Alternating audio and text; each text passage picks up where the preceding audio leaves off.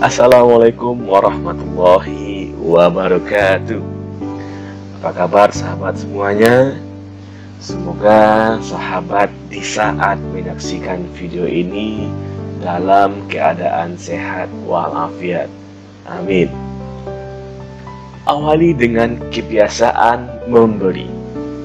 Pernah saya bertanya kepada anak saya yang masih SD, apa yang paling menyenangkan dalam hidup ini? Jawabnya adalah menerima hadiah yang bagus.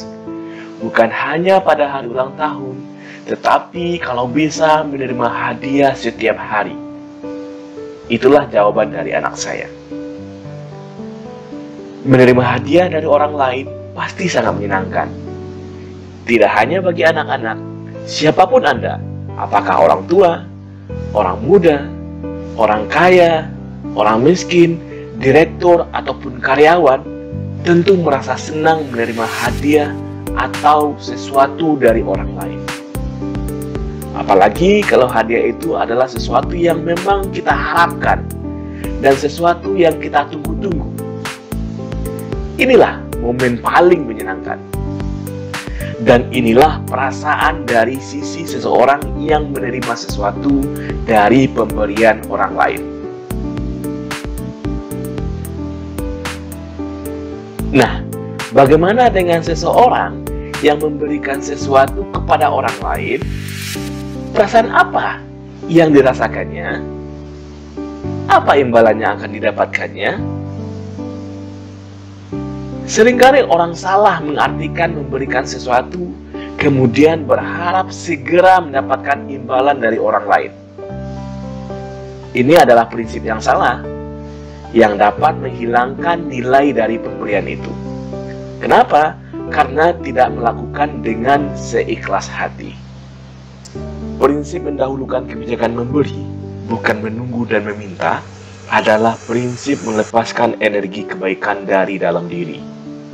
Ingatlah prinsip aksi dan reaksi, bahwa sebuah aksi akan menciptakan reaksi, dan kebiasaan memberi akan menghasilkan pula sesuatu kebaikan.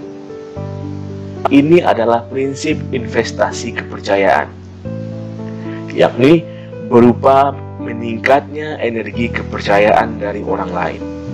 Dan kepercayaan adalah modal bagi kesuksesan. Kebiasaan memberi adalah melepaskan energi positif dari dalam diri. Energi ini sesungguhnya tidak pernah hilang dari muka bumi ini, hanya saja akan berubah bentuk. Inilah prinsip hukum kekekalan energi. Energi positif berupa kebaikan akan kembali kepada diri kita dalam jumlah yang berlipat ganda. Bisa saja dalam bentuk yang berbeda-beda.